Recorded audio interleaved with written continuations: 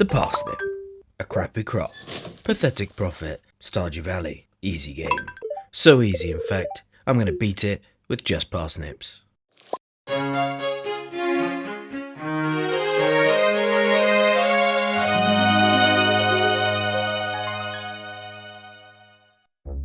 Meet Parsnip Girl, the topaz cousin to Turnip Boy.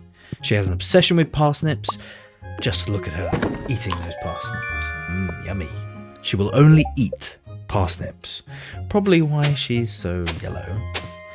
Only sell parsnips and make parsnip related products like juice and jelly. The farm choice should be the Four Corners farm. We all know it's the best, to provide ample amounts of free wild seeds, increasing our parsnip production.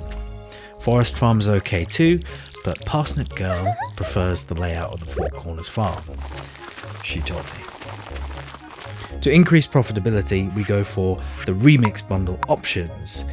Here, if you're lucky, you can get the Gardener's Bundle, and this can cost between 70 gold and 500 gold, compared to 100,000 gold cost of the Animal Bundle. Meaning it is possible to complete without the travelling merchant to finish the greenhouse on a budget. To start with, she plants her parsnips, clearing away the western area for more weed spawns, and then foraging before talking to everyone in town. She grabs a bit of copper before bed, as you do. And that's first day. Easy. What the fuck? I'm fucking speechless. Alright, thank you, fairy.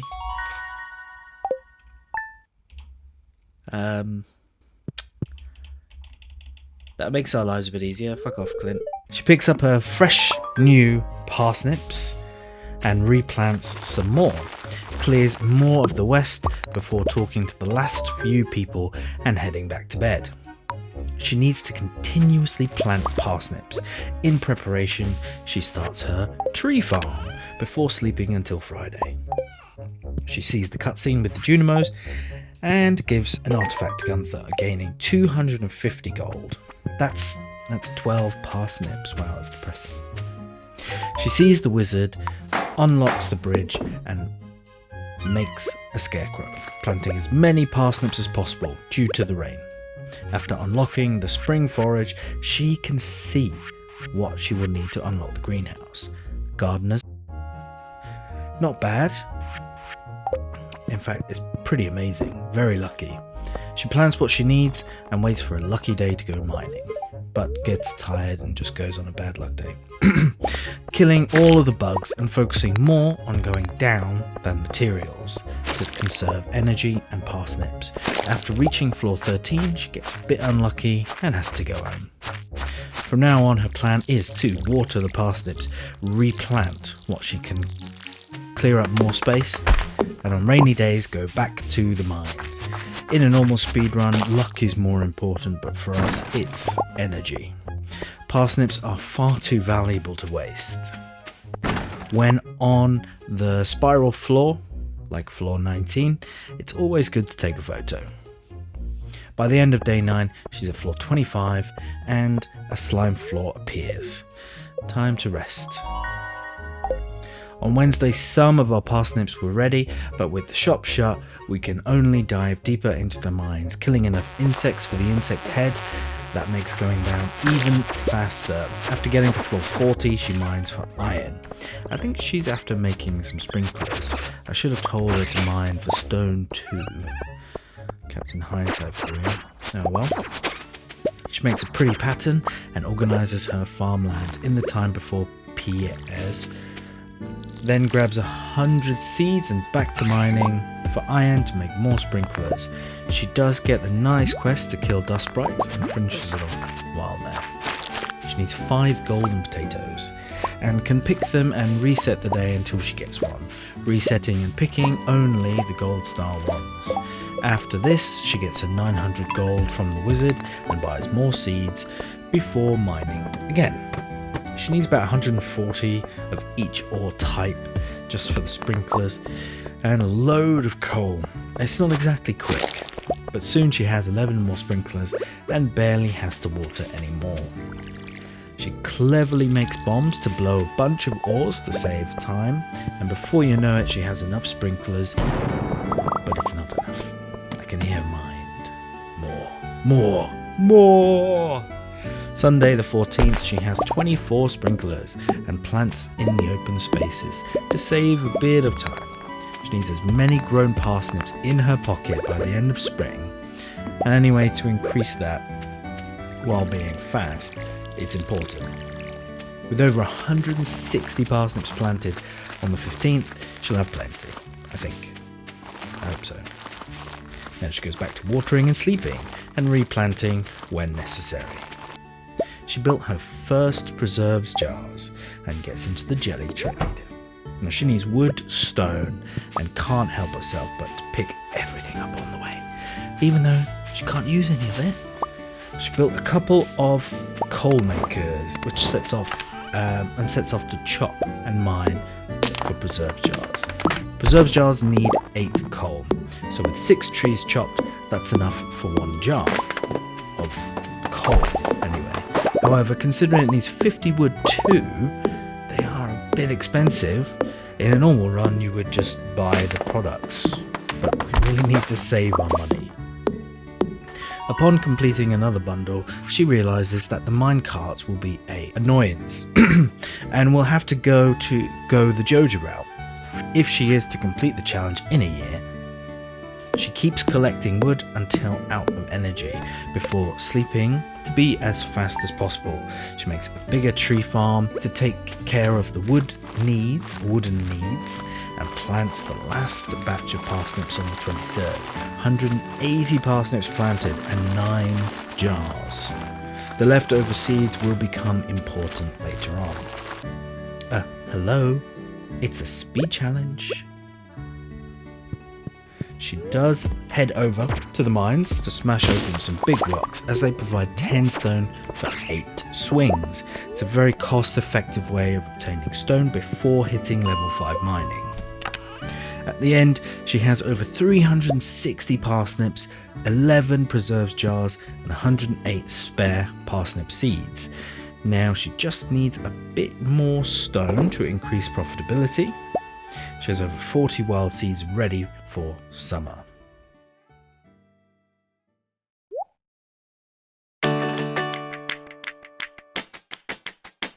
After setting up the farm, she buys the flour, tomato, corn, melon and blueberries that she needs, attempting not to waste a single spot to get to level 10 farming as fast as possible. She looks around for forage and donates them and gains the 30 summer seeds needed to fill up the rest of the space. She is free to mine for stone and make some tappers and grab the melon seeds from Gunther. From now on, she makes parsnip jelly, collects the crops, replants where necessary, chopping trees to make more coal every now and then. She needs 5 gold star corn and 5 gold star chilies, and using the same method as with the potatoes, we can easily get everything we need. Parsnip jelly sells for 120 gold. Darn sight better than 35. She now has money and finishes off another bundle. Artisan, brewers, and the 4 bundle left. She sells her jelly directly to Pierre, so Demetrius shows up today, gaining access to the Batcave. This will provide everything else needed for the artisan bundle, but we still need honey, and we're already making jelly. After getting level 5 mining, it's best to crack open the stones, as they drop either 2 or 3 for 2 hits, making them potentially more viable and faster than the big rocks. She treats herself to a bigger backpack to save time on the farm. Summer has gone fast, and she plants the empty spaces with coffee beans, as they will die out between the seasons. But keep the tiles watered and tilled. She does upgrade the axe in order to clear out some of the stumps and gain some hardwood, but mostly to speed up the time to make those preserve jars. At the end of summer, she has over 70 wild seeds, including the flower seeds, and gets to work. After planting all the seeds, she only needed a yam seed to buy. So on the way home, does a bit of foraging to try and find that broccoli, seed and a mushroom. The yam takes the longest, so a bit of fertilizer will speed that up. And finally the bee house gives us the honey. After foraging on Saturday, Parsnip Girl has everything she needs. Yay! Thank you, Sebastian. The only time in your entire life, in the 2,000 hours I've played this game, that you've ever been anything but useful. How does that make you feel? Sorry. Sorry. No. Sorry. I'm sorry. God, I'm a bad person. Now she's completed the third quest to gain broccoli seeds from Lewis, and donates a bunch to the community centre. Not many things left to get now.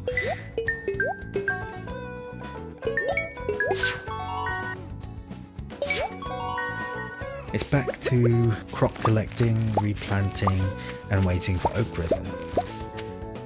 She does check the back cave every day, but it's fruitless and it's better to go weekly.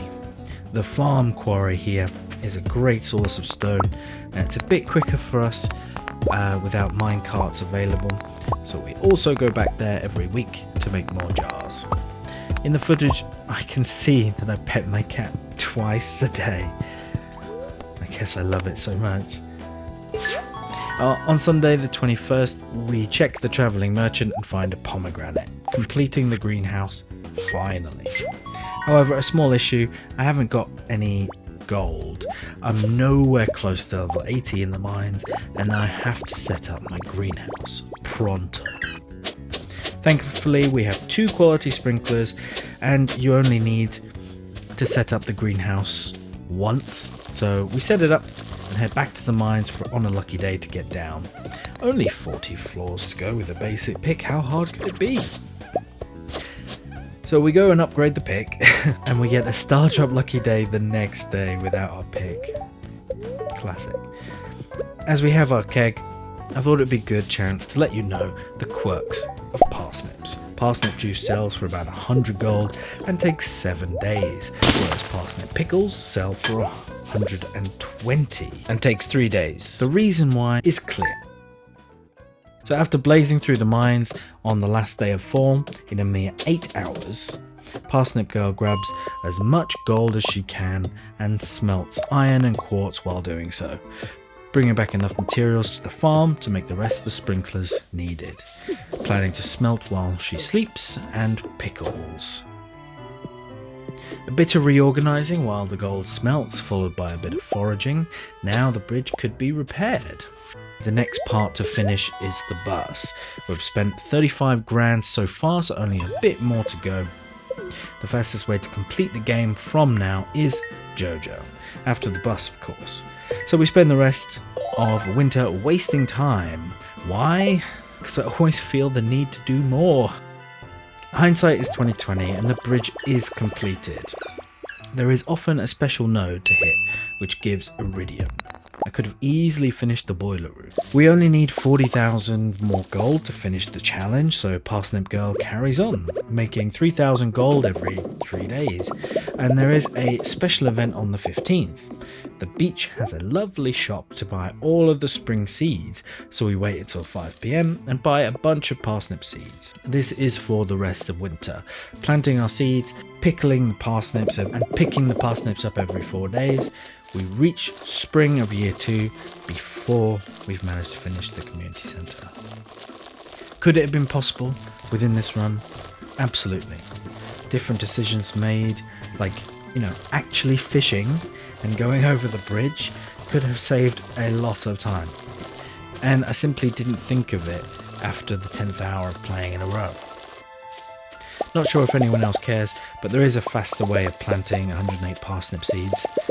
Collecting in groups of 8 or 3 and then planting using the X key and the left click on 2 different lines is the fastest without an iridium sight.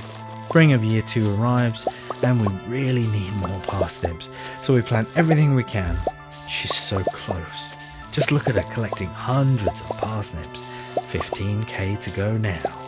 There's only one more batch. On Wednesday the 10th of spring, year 2, Parsnip Girl has finally accomplished the... On Thursday, 11th of spring, Parsnip Girl has accomplished the impossible. She's completed the community centre. She does a victory lap by planting all of the parsnips again, and then minecarts her way back to town because she can. So can you beat Stardew Valley with only parsnips in 1 year? Yes, but I couldn't do it on my first attempt. Given the knowledge you have now, why don't you try it? If you can do it with parsnips, imagine what you could do with any other good crop. Perfection with parsnips, what does that look like? Well, if people actually like this video, I'll do it. Gifting every villager parsnips, making enough money to cover the shipping percentage. Look, I'll go there so no one else has to. But for now, thank you for watching. It's been a while since my last video, mainly due to personal reasons. But I do hope you take care of yourselves and others. Next time we're going to tackle purple, the most challenging colour. See you in the next one. Bye.